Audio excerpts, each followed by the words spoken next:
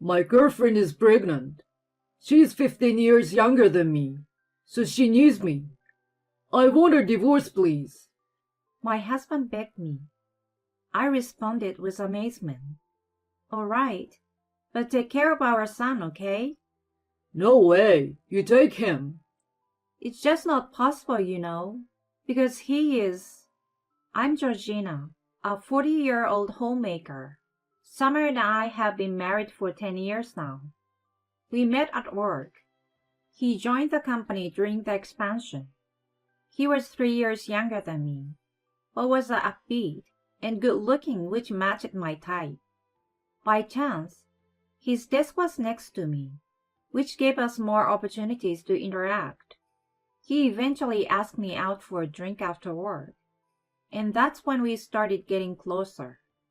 Despite him being younger, our value and perspectives were surprisingly similar, so the age gap didn't feel that significant. I was drawn to him for that reason too. We started going out for drinks and dinners regularly, and even met up on weekends. Then, we became an item after he confessed his feelings.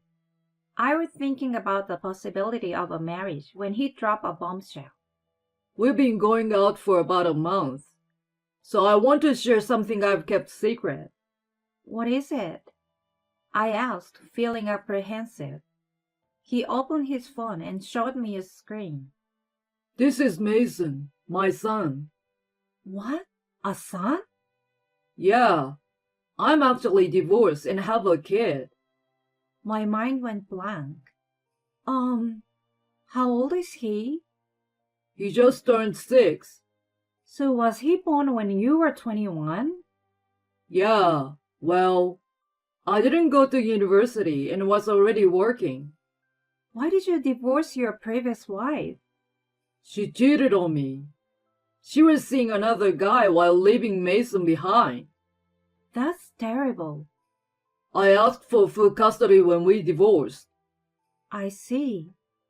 I thought you were trustworthy after being together for a month. I'd like you to meet him soon. And well, I'm also thinking about marriage and stuff. Oh, what? I blushed, embarrassed, as he shyly mentioned the word. From then on, we started meeting up, including Mason. At first, he was shy around me, but he gradually warmed up and even gave me flowers one day. I like you 'cause you're really nice. Here, this is for you. He handed me a bouquet of flowers that Summer had bought. Oh, this is beautiful, thank you. I've never received flowers from your dad before, so I'm really happy. I bought them, you know. I know. From an outsider's perspective, we seemed like a close-knit family. We got along very well, and Mason had grown fond of me. One day, he started calling me Mom, which made me incredibly happy. He accepted me as his mother. We hadn't gotten married yet, but it seemed like there wouldn't be any issues communicating with him even after we tied a knot. Samuel seems to have made up his mind after observing this. Georgina, should we get married soon? It looks like Mason is warming up to you. Yeah, I'm sure we could definitely be a happy family. So that's how we got engaged. We wasted no time and went to meet each other's family. My parents were thrilled to hear about our engagement, but they seemed a bit concerned when they found out about Mason.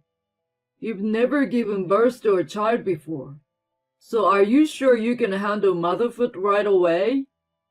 Can you love a child who isn't yours? My father was unusually serious, and I felt a bit uneasy. Summer was also taken aback. I knew that it wouldn't be easy, and was prepared for the challenges ahead. So I looked him straight in the eye and said, I'm ready. I will be a good mother. My parents understood my seriousness. All right, if you say so. You have our blessings. Samuel, take good care of our daughter. Yes, I will make sure she is happy. I was momentarily relieved that they approved of our marriage. Next, we went to meet Samuel's parents. They were thankful that I wanted to get married, despite the fact that he had a child. The meeting went smoother than the one with my parents. So, with our family's blessings, we started to prepare for the wedding. It was attended by many friends and colleagues who celebrated our union. Mason was enjoying himself, sitting with his grandparents. Seeing him like that filled me with joy. Afterward, the three of us started living together. Starting today, I'm living with you. Yay! Mason was excited, which made me feel thrilled too. From then on, we were a real family. I became a full-time homemaker to spend more time with him and strengthen our bond. He was in his final year of kindergarten, and I always dropped him off and picked him up, making sure to be with him at all times.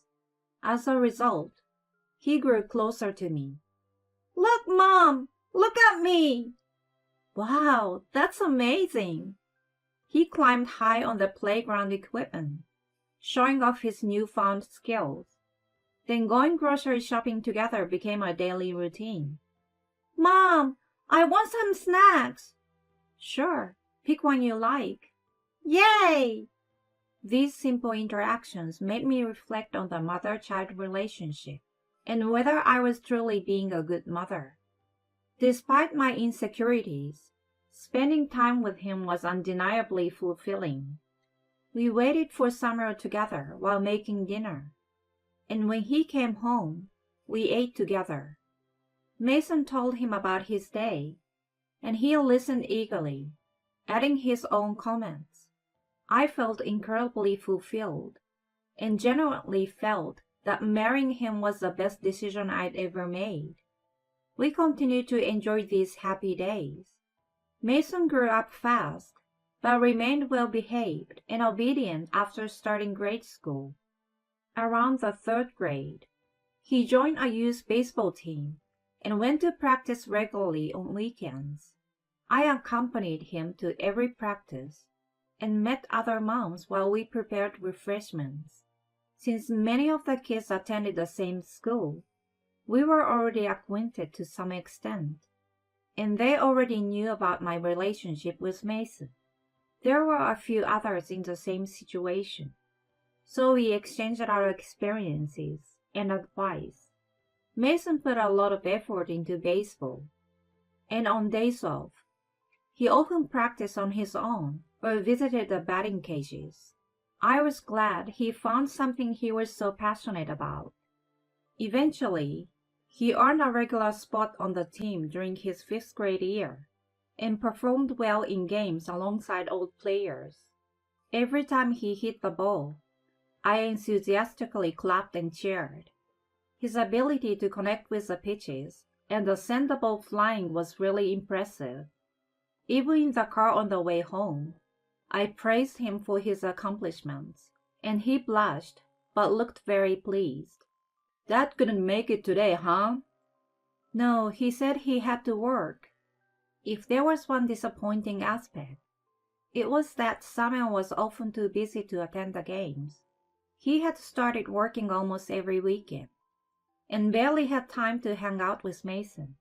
He also worked late nights and weekdays, often coming home after Mason had gone to bed. I understood that he was working hard to support our family, but it still left us with very little time together. Unfortunately, about every other day, he came home smelling of alcohol, which meant he was going out for drinks after work. I knew that it was sometimes part of his job, but I wished he prioritized spending more time as a family. So one day, I decided to talk to him about it. Hey, can you try to make more time for Mason? He always waits for you to come home before he starts eating dinner. He's looking forward to you coming to his baseball game too. I want you guys to spend some time together like before. He seemed annoyed when I said that. Come on. I work to support our family. Coming home late is just unavoidable. I understand that, but Mason's still a kid. I think he needs more time with his dad. This is getting repetitive. I'm busy, you know. You're the mother. You should handle him better. Geez. I was frustrated that he wasn't being cooperative. I asked him regularly to make time for our son, but I always got the same response. Finally, he became irate with me. Come on, that's enough. Unlike you, I'm busting my butt at work every day. Raising kids is a mother's job. Suck it up and stop complaining to me. What the heck? I was stunned by his sudden outburst. From that point on, he started coming home even later. There were days when he came home in the morning too. Each time, I sighed in disappointment. Even Mason had given up and stopped asking him to come watch his game. Mason continued his diligent effort every day and performed incredibly well in games as the team's ace and fourth batter. I had hoped Samuel would come to see him at least once, but in the end, he never attended a single game until Mason retired from the youth baseball team. Around that time, feelings of distrust started to arise inside me. He joined the baseball club in middle school and had practice every day, which made him happy. Playing baseball while going through his growth spurt, he ate a lot. Seeing him enjoy his meals so much made me happy. He was also putting in an effort in his studies, dedicating at least an hour every day and maintaining good grades. I was proud of his consistent hard work in both aspects. He began to excel in his team and played in many matches. On the other hand, my relationship with Samuel had completely cooled off, and it felt like we were just living together at that point. Still, I couldn't think about divorce, especially with Mason's education expenses to consider.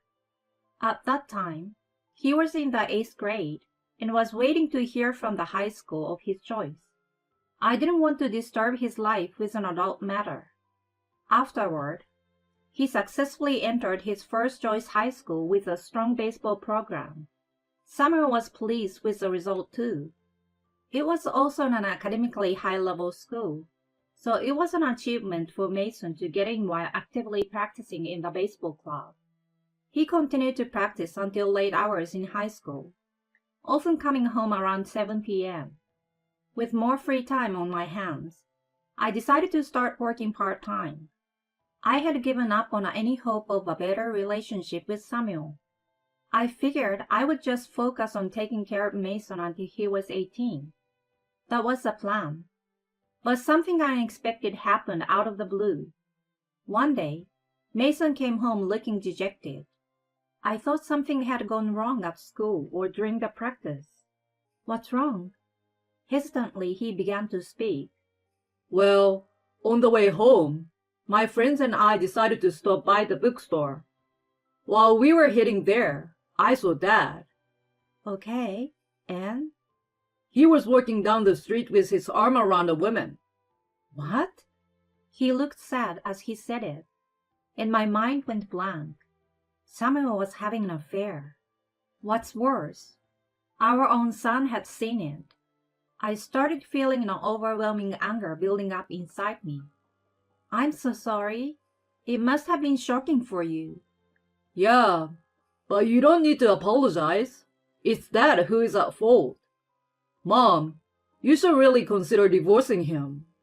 It was really pathetic of Samuel to make our son say such a thing. But your life... I'll be fine, Mom. Besides, I have a plan. A plan? He surprised me by revealing his unexpected strategy. If you're really okay with it, I won't object. I decided to go along with it.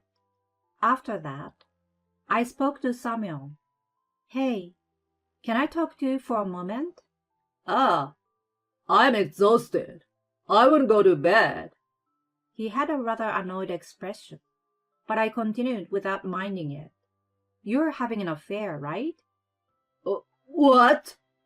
He briefly showed a look of unease. There was a sighting. You were seen walking on the street, arm in arm with an unknown woman.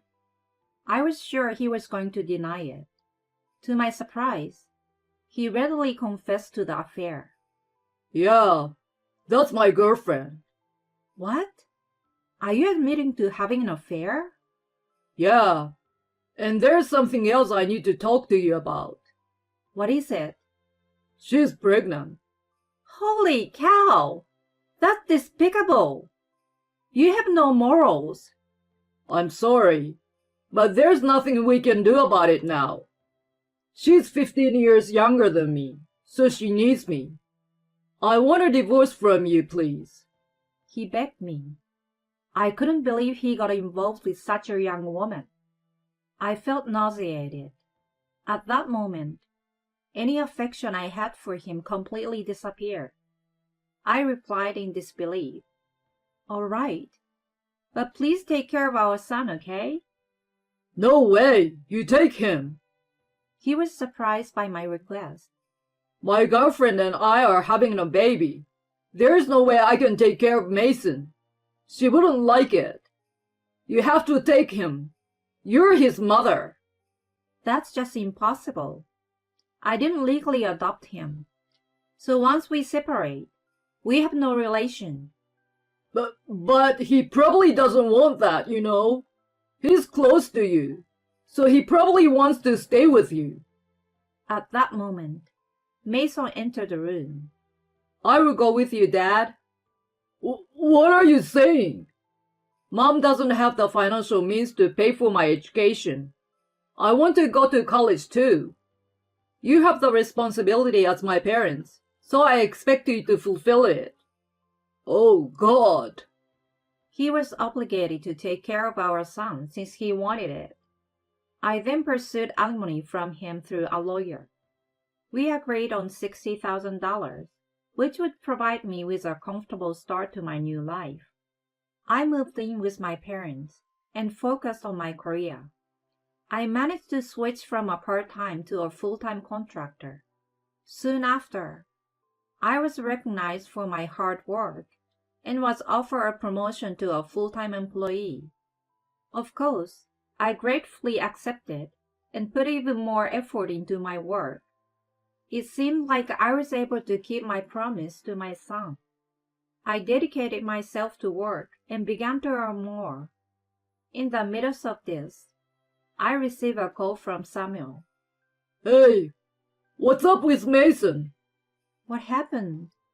Maybe he's going through puberty, but he's always indignant, and my girlfriend's scared of him. Oh, really? Don't act blasé. Well, we're soon to be divorced and won't have any obligations, you know. Please don't say that and take him in. No, you see, that's not possible. That's not what he wants. You and your girlfriend have to take responsibility for raising him. She's on the verge of a nervous breakdown. She's talking about breaking up if I can do something about him. Oh, that's tough. But it's not my concern anymore. So you will have to handle it on your own. Wait! I hung up the phone and blocked him. Meanwhile, I was still in regular contact with Mason. His tough attitude towards Samuel's girlfriend was all part of the plan. That woman may not have any direct involvement, but she was the main cause of your suffering, Mom. And if she leaves Dad, he will end up with 2 sets of child support. Despite being my own son, he came up with quite a ruthless revenge scheme. The timing for it came sooner than I had expected. I can't take it anymore! We are done!